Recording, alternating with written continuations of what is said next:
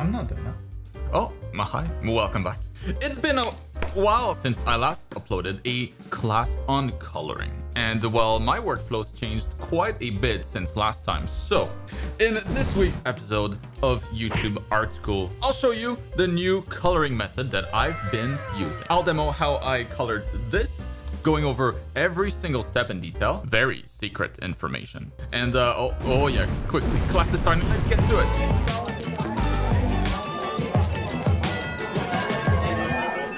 All right, class is in session. Pay attention. It's coloring time. Of course, we need something to color first, so I grabbed this recent drawing I did, and that's what I'll be working on today. My coloring method is a 6-step process if we don't count the actual drawing here. A little more complicated than anything that I've shown before on the channel, but I think it gives the best results. I'll cover the steps in detail, but just to give you like a quick overview of the whole thing, here are all the steps. The first one will be shading. Then we'll move on to flat colors, then creating the gradient maps, then color adjustments, then adding reflections, and finally adding the accent light source. And I'll mark each of the steps in the video timeline. As I was going over the steps, I already got started on my shading here since it's by far the longest step. It's around like 60 to 70% of the work. Let's just pause real quick so I can show you how I set up my shading layer here. The very first thing I'll do is create a selection for the silhouette of my sketch and apply a white color to it. Next, I'll lock the alpha, set that layer blend mode to multiply blend mode, and if everything is okay, it should just disappear. Now, when I try painting on this, I'll only be able to paint on the selection that I locked. And then from there, I'll reduce the opacity of the line art layer so that it's just barely visible. I'm only really using this as a guide to paint my shading with. As soon as I'm done with the shading, the line art will get deleted. But for now, I'll need it to work off of. And I say shading, but it's kind of shading plus lighting mixed together in this step. I already have a light setup in mind for this drawing, so I'll be working that into my shading right from the start.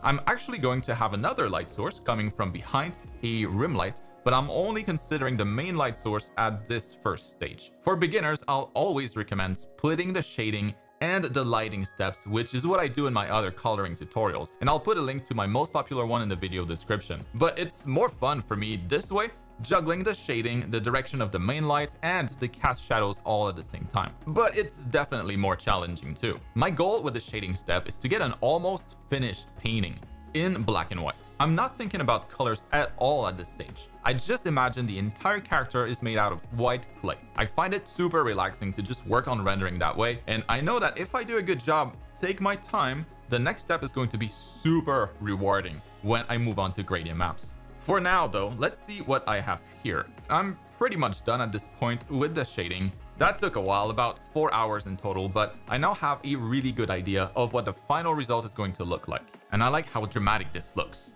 We can see here I'm using the full range of values from pure blacks to pure whites everywhere, and that just makes creating the gradient maps easier in the next step.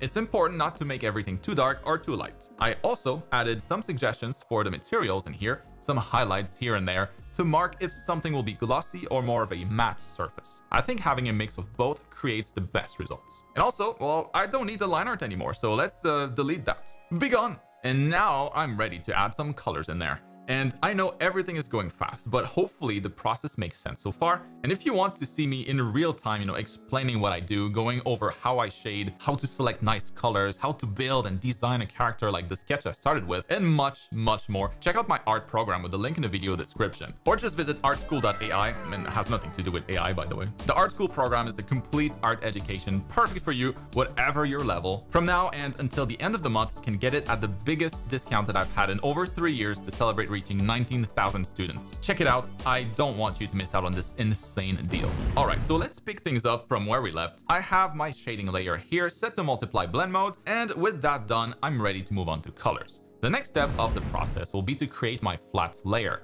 And that's going to be a layer directly underneath the shading layer. And I'll leave that one just to the normal blend mode. Easy. Now, I'm just going to select the whole shading layer outline and fill that up with a random color. And from there, I'll rinse and repeat until I break up all of the different sections of the design into their own color. When done, it should look something like this. And that's going to speed up the next step a lot, which is primarily why I do it. But also it allows me the opportunity to try a few color combinations before moving on to the gradient maps step. You know, figure out my game plan here. It's super quick to try different things using the paint bucket tool. I kind of like this combination for now. It's a good mix between cool and warm colors, but yeah, no, nothing is set in stone. We're just testing things out. And well, if you're thinking that this looks super muddy, I agree. The black shading doesn't work by itself, but thankfully we're not stopping here.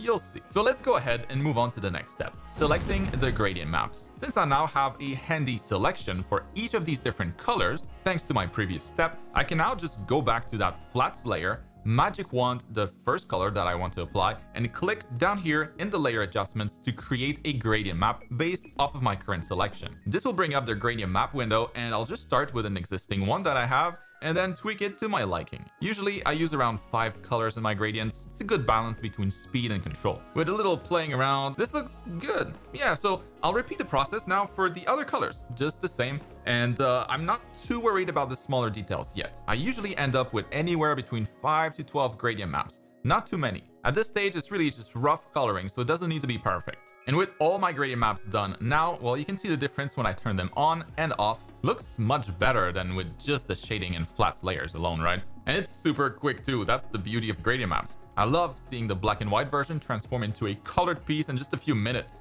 It's so satisfying. And well, I'm ready to move on to the next step. Color adjustments. When I'm happy with my gradients, I'll usually duplicate and merge all of my layers so far so that I'm left with this. I'll still keep the rest in a folder as backup though, if I end up wanting completely, different colors for my gradients, but I rarely need it. It's just in case. And anyways, with this as my new base layer now, I'll start by adjusting the colors. Things like the color of the iris, the eyes, the smaller details of the jacket, things that I didn't create a gradient for basically. It's faster to tweak them now using stuff like color balance, hue, or by adjusting the brightness and contrast versus creating a specific gradient map for it. So anyways, once those small adjustments are made, still at the color adjustment step, I'm going to create a new layer set to the hard light blend mode to add more subtle color variations to the outfit. But also for things like, like the red of the lips, the makeup, blush maybe, hair highlights, and smaller details like that. And once I'm done, it looks something like this. It's quickly taking shape. Very nice. Now let's move on to the 5th step, reflections. This is a relatively small step compared to the rest, but I like to keep this as a separate step since it's so fun to do. I save all of those reflections for like my dessert. Here, I'm just going to focus on the shiniest materials and start adding reflections. I love having all sorts of contrast in my designs. I think it makes everything more visually interesting. One important reflection, of course, is the highlight in the eyes, but almost everything else here will reflect a bit of light. Some more, some less. The more glossy the surface, the more reflective it will be. I just imagine the character is standing in a dark-ish classroom maybe, so I'll use a color that represents that in my reflections, like a dark saturated red maybe. And at this point, I can probably adjust the background color here to make it work better, since I want a darker ambience, like she's part of a fight club at school in the evening once the teachers have gone home. That was kind of my angle here. Anyways, now that the reflections are done, I think that looks a lot more final. On, off, on, oh yeah. Time for the final step, the rim light. The rim light is going to be on a new layer that I'll once again set to the hard light blend mode. And with that, I'll try to imagine a light coming from behind her, lighting up just the edge of her silhouette for a really dramatic effect. This works particularly well when the background is darker.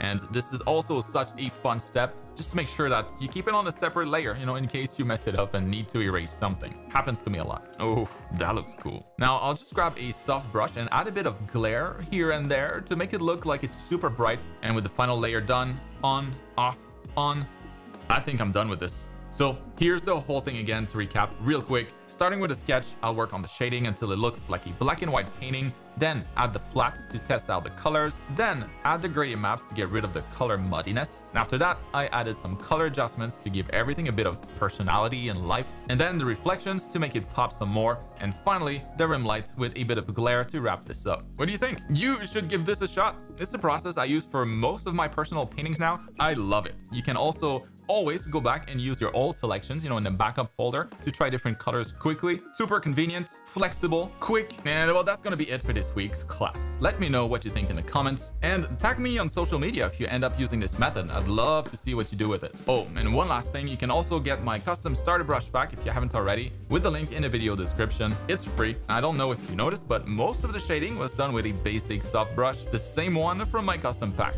Also, don't forget to check out my art program. There's still a few days left to take advantage of the